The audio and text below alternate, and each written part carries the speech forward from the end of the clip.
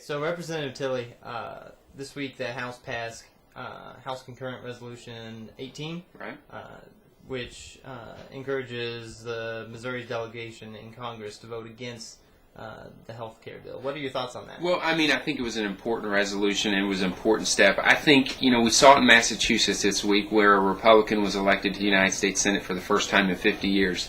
That enough is enough on the federal level. And I think, whenever I go around the state, that's what citizens are saying, that enough is enough. They don't like the fact that the federal government can mandate things on our state. They don't like the fact that the federal government's overreaching, and they certainly don't like the fact that on a bill that should be able to pass on its merits, you have to bribe senators to vote for it. Like Mary Landrieu of Louisiana got $300 million, and Ben Nelson from Nebraska cut a deal where Missouri taxpayers are going to have to pay Nebraska's share forever. And so I think basically what it said was enough was enough. And, the fortunate thing was that it was supported with broad bipartisan support. 24 Democrats voted for it. And so I think it sends a clear message to our congressional delegation that the citizens of Missouri do not want what the federal government is trying to do to us. And we also in that encourage the governor and the Secretary of State and all the statewide office holders to take a position and stand up for the citizens of the state. And I think it was a great message, and I think it certainly merited a lot of significant discussion.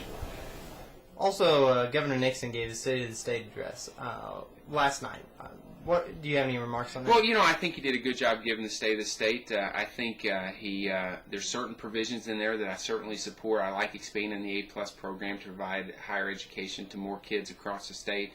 I like the fact that he's got a proposal to help veterans when they come back to be able to get a job, but clearly the devil's in the details, and we're learning more that he's going to be not fully funding the foundation formula. He's going to be cutting higher education by 5%. So for a guy that, as a candidate, ran across saying he's going to increase money for education, increase money for public safety, he's finding out that it's a little bit harder to lead than it is to campaign.